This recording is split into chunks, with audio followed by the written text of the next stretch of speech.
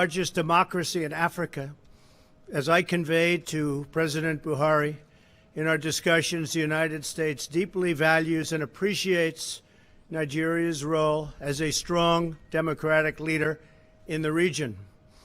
The United States is currently working to expand trade and commercial ties with African nations, including Nigeria, to create jobs and wealth in all of our countries. We hope to be the economic partner of choice for nations across the continent and all around the world. And you see what's happening with respect to trade and the United States. We are being respected again.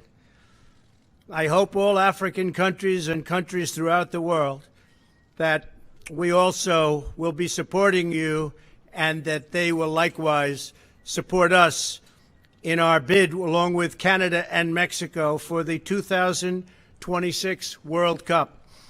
We will be watching very closely, and any help that they could give us in that bid, we would appreciate.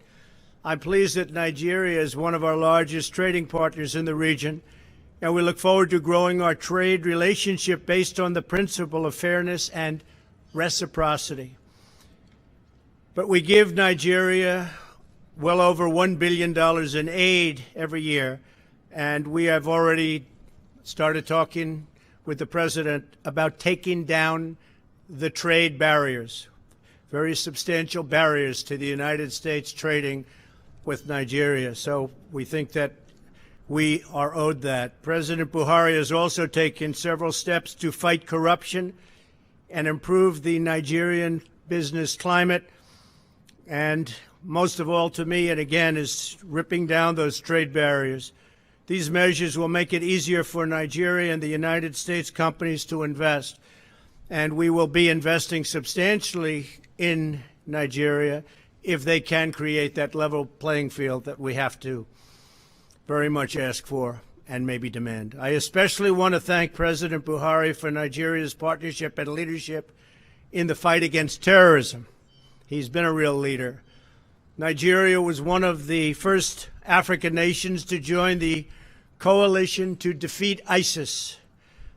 And Nigerian forces are currently leading regional efforts against ISIS in West Africa and doing very well, as we have. Nigeria is also leading African nations in the fight against Boko Haram and another ruthless jihadist terrorist group. You've been reading about them.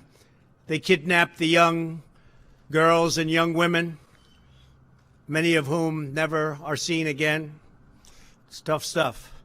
This summer it was my honor to meet with two brave young women, Joy Bishara and Lydia Pogu, who were kidnapped by Boko Haram in April of 2014 at the secondary school in Nigeria. I was deeply moved by their inspiring stories of courage, resilience, and survival. They really were two amazing young women. I told Joy and Lydia, my administration is committed to combating both jihadist terrorism and the scourge of human trafficking and smuggling.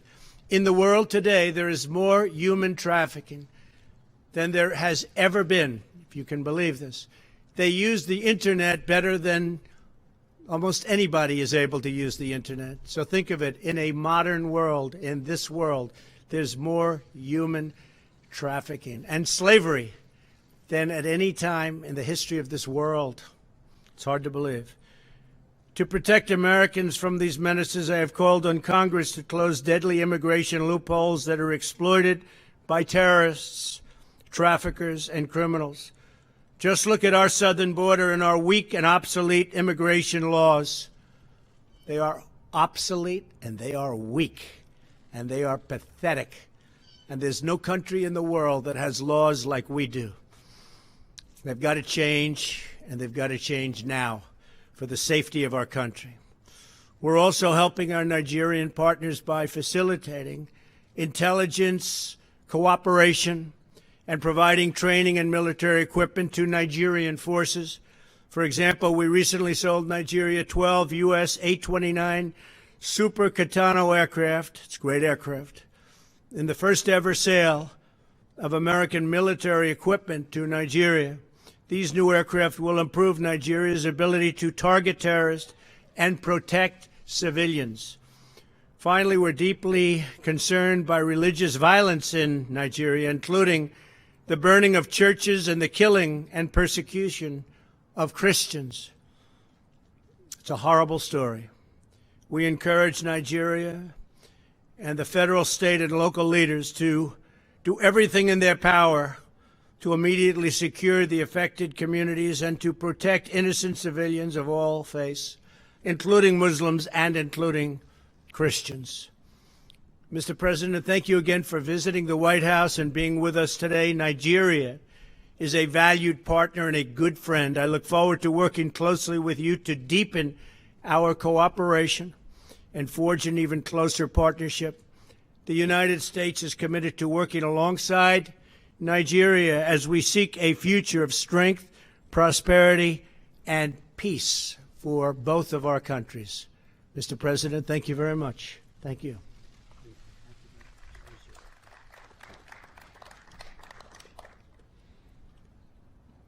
Mr. President of the United States of America,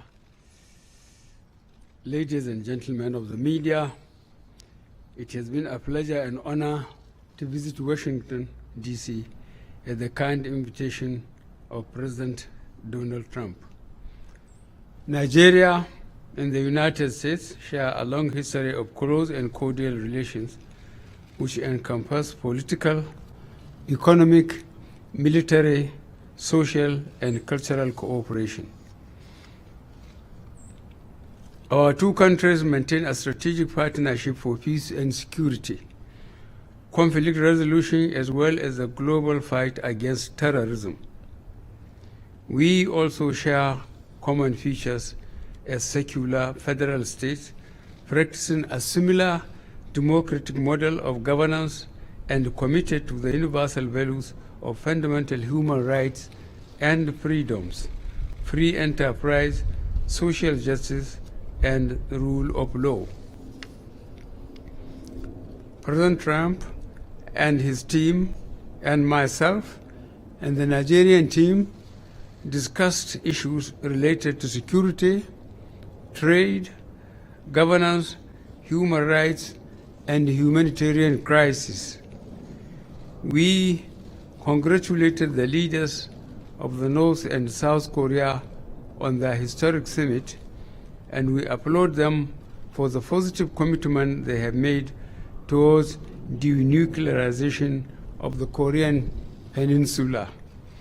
President Trump deserves a great deal of credit for his statesmanly role in transforming so dramatically the course of events in that region. We also congratulated the United States government on the important role it played in the defeat of ISIS, although some of the remnants have found their way to the Sahel region. We recognize the strong United States support in our fight against terrorism and also appreciated very much the United States agreement to sell 12 Super Tucano A-29 warplanes and weapons to Nigeria to effectively fight terrorism. To contain the spirit of insurgency in Nigeria, the federal government has adopted a multi-sectorial approach involving related government agencies to address the socio-economic and political dimensions, while the armed forces of Nigeria assist the civil authority to provide security and maintain law and order. As part of efforts to address emerging cases of insurgency in the country, the Nigerian military adopted counter-terrorism insurgency approach codenamed Operation Safe Corridor to de-radicalize, rehabilitate, and reintegrate willingly surrendered Boko Haram members into the larger society. This program is currently embarking on a number of projects, including skill acquisition centers and integrated farms comprising poultry, fish pond, and greenhouse farming, among others. A number of international partners, including the International Organization for Migration, have contributed to the success of Operation Safe Corridor. We indicated that we would appreciate whatever support we could also get from the United States.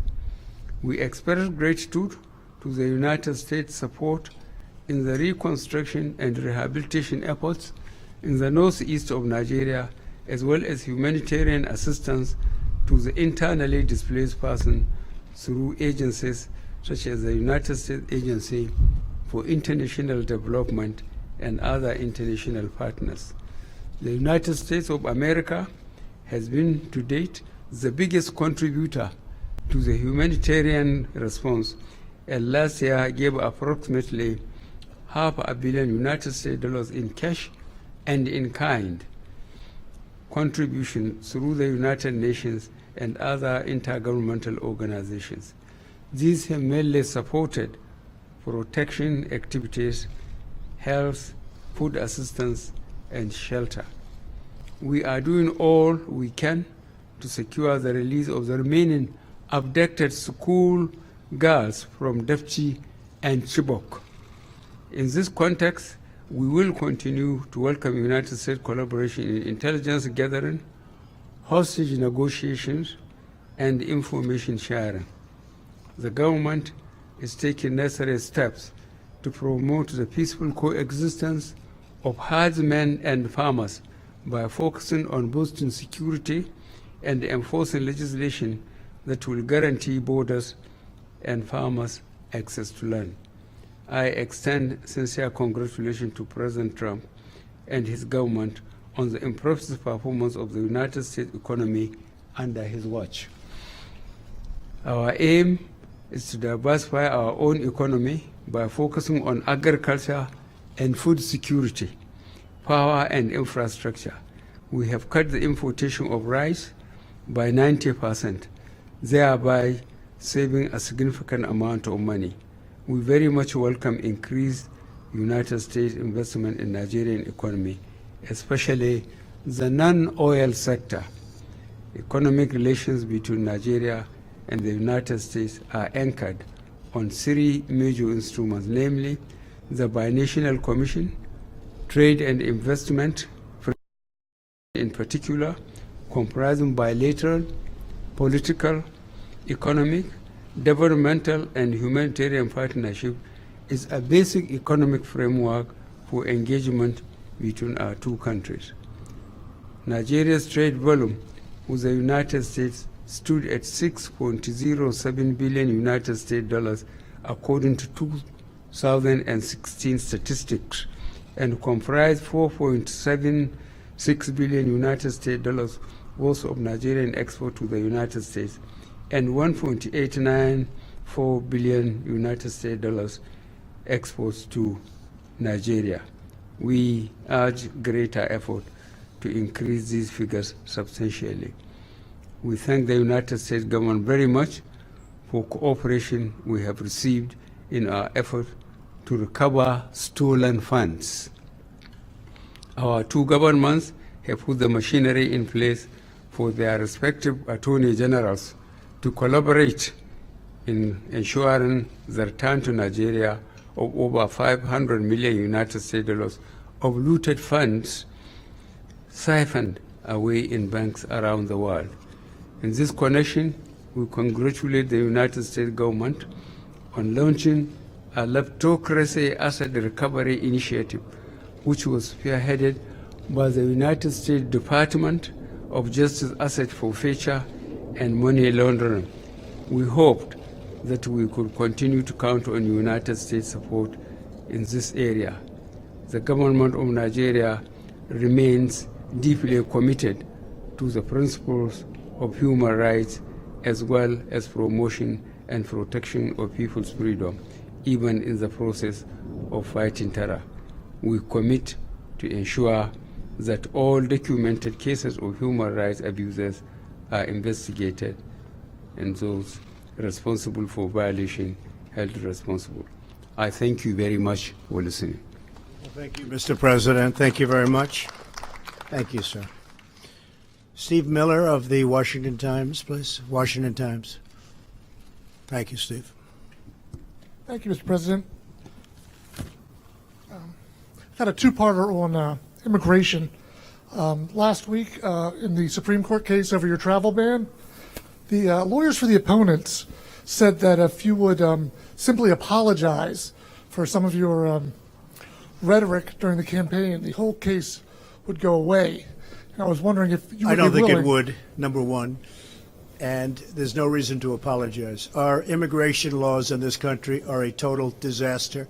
They're laughed at all over the world. They're laughed at for their stupidity. And we have to have strong immigration laws.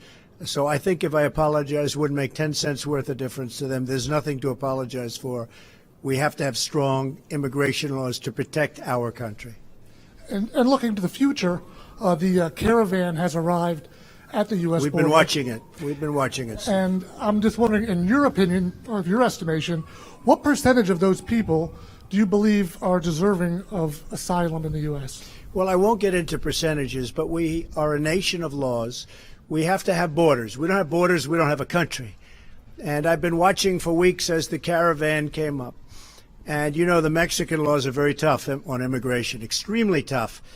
And it started out with way over 1,000 people. I guess now it's down to about 100 going all through Mexico. People don't realize what a big country Mexico is, but it came down by a lot. And now we're working on the border with the worst laws any country, no matter where you go, all over the world. They can't even believe it. And we're doing the best we can with it. But we have to have changes in Congress, and we have to have it quickly. We need a wall, number one. And you see that right now, you know, where they are, even though it's not a particularly good wall, and even though a small percentage can climb to the top, they have to be in extremely good shape. But a small percentage can climb that particular wall. We have a wall that's much more difficult. But if you didn't have that, you'd have thousands of people just pouring into our country. You got to have a wall. And we need border security. And we will have border security. As you know, we're sending many, many National Guardsmen down to the border. Most of them are already there. And that's having a big impact. But we need a change in the law. Catch and release is ridiculous. If they touch our property, if they touch our country, essentially you catch them and you release them into our country. That's not acceptable to anybody. So we need a change in the law. Mr. President, when you were sitting down in the Oval Office with President Trump, who ran on not wanting to be the policeman for the world, what kind of arguments did you make to convince him to continue a military presence for the U.S. in your country, and what arguments did you make to him? How receptive was he? I can't understand what you mean by United States presence in my country. They send a training team based on their experiences to train our officers at some of our training institutions and move to the crisis area to see how those they train are performing. I think this is one of the best things the United States could do for us to stabilize the country. And he agreed with that? I do, very much so. That's why I thank him for it. Thank you. Well, we more and more are, because it's a very fair question, we more and more are not wanting to be the policemen of the world. And we're spending tremendous amounts of money for decades on policing the world, and that shouldn't be our priority. We want to police ourselves, and we want to rebuild our country. And the president understands that, and they've come a long way. They're doing a great job. We're contributing to that job, but they have done a great job. What we do want to do, though, is open Nigeria and other countries up to trade, because we have spent over the last decade a number that's so large you wouldn't even believe it. And I think we'll be treated in a reciprocal fashion now, as of today. So I think that's going to happen. And I have great respect for the president, okay? How about Jordan Fabian? Where's Jordan? Jordan, the Hill? Thank you. Thank you. Thank you, Mr. President. I want to ask you about Iran. The Israeli Prime Minister just gave a speech very critical of their nuclear program. I want to ask if you have made up your mind to pull out of that deal, And if you do pull out of that deal, are you worried that it sends the wrong message to North Korea as you seek to enter nuclear talks with Kim Jong-un? No, I think it sends the right message. You know, in 7 years, that deal will have expired, and Iran is free to go ahead and create nuclear weapons. That's not acceptable. 7 years is tomorrow. That's not acceptable. So, no, if anything, it's proven right what Israel has done today with the news conference. And Prime Minister Netanyahu just gave a very, I don't know if everybody's seen it, but I got to see a little bit of it. And that is just not an acceptable situation. And I've been saying that's happening. They're not sitting back idly. They're setting off missiles, which they say are for television purposes. I don't think so. So we'll see what happens. I'm not telling you what I'm doing, but a lot of people think they know. And on or before the 12th, we'll make a decision. That doesn't mean we won't negotiate a real agreement. You know, this is an agreement that wasn't approved by too many people. And it's a horrible agreement for the United States, including the fact, Mr. President, that we gave Iran $150 billion and $1.8 billion in cash. Nigeria would like some of that. $1.8 billion in cash and $150 billion. You know what we got? We got nothing. We got nothing. So that doesn't mean I wouldn't negotiate a new agreement. We'll see what happens. But I think, if anything, what's happening today and what's happened over the last little while and what we've learned has really shown that I've been 100% right. And President Buhari, I want to ask you, you're the first leader from sub-Saharan Africa to visit President Trump here at the White House. Did you address his reported comments from earlier this year when he reportedly used vulgar language to describe African nations? Well, I'm very careful with what the press says about others and myself. I'm not sure about, the validity or whether that allegation against the president was true or not. So the best thing for me is to keep quiet. We didn't discuss it. And you do have some countries that are in very bad shape and very tough places to live in.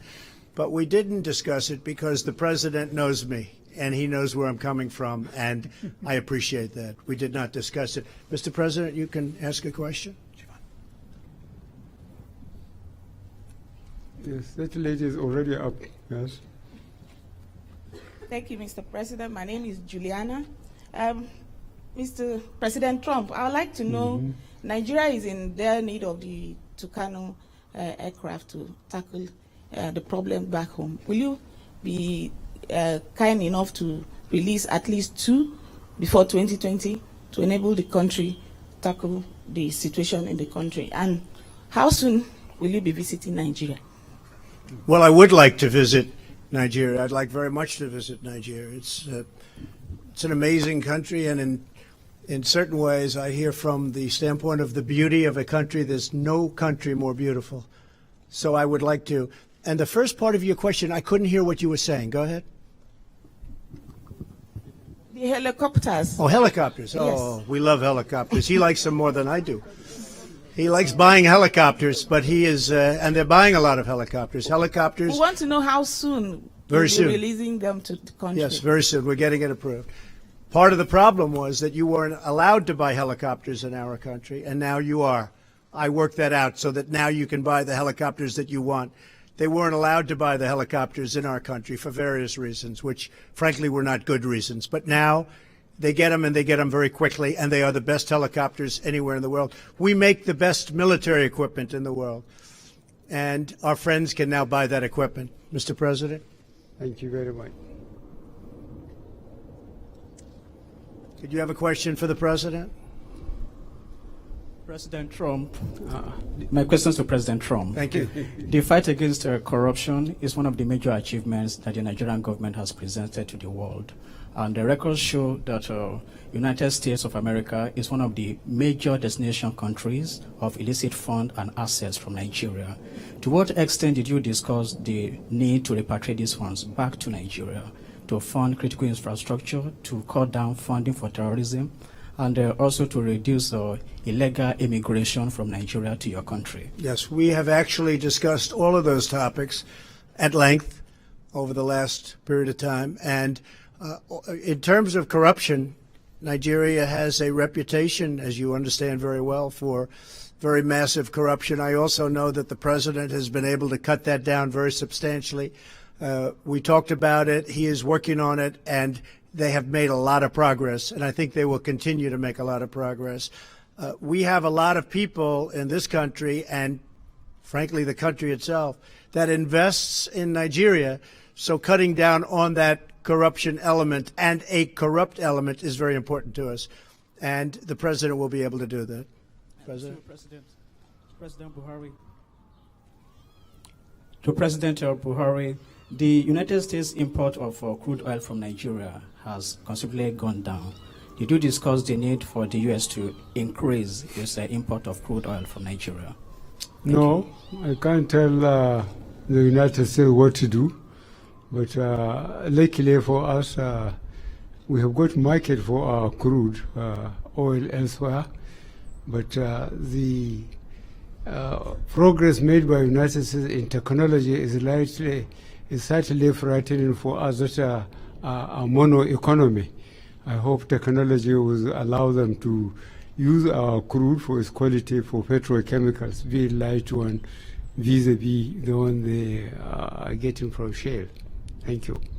I think maybe more than anything else, what we discussed today was our agricultural products going into Nigeria, which Nigeria wants, but we have certain barriers that don't allow that to happen. So for the good of our farmers, U.S. farmers, and for the good of Nigeria and all of Africa, it's very important that we are able to sell our great agricultural products into Nigeria, and that will happen, and we're going to be working on that right away. Okay? Thank you all very much. Thank you, everybody. Thank you.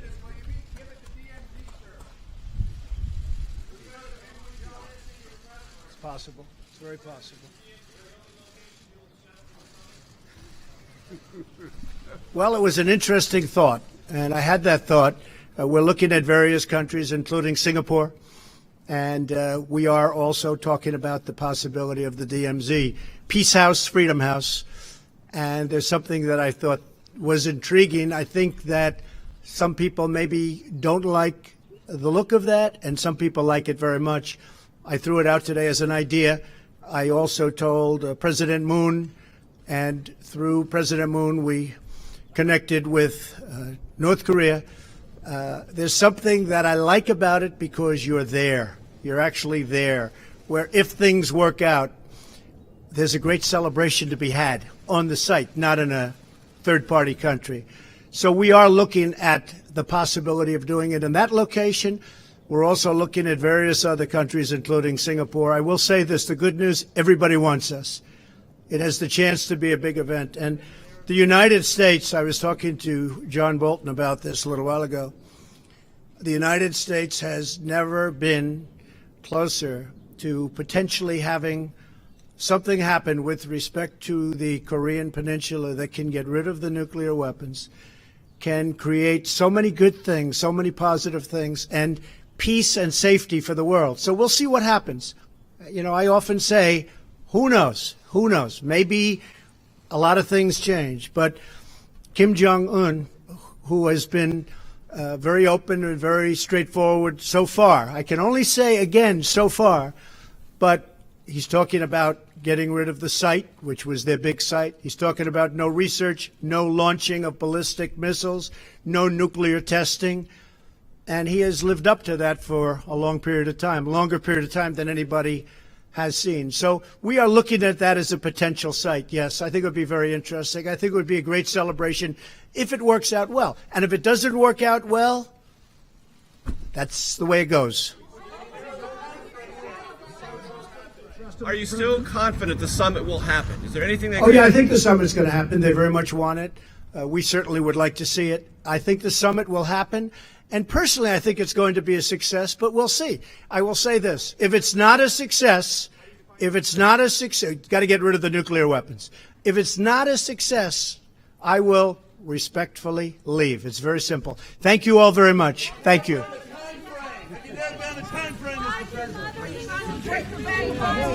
Why do mothers and children fleeing violence pose a threat to national security, Mr. President?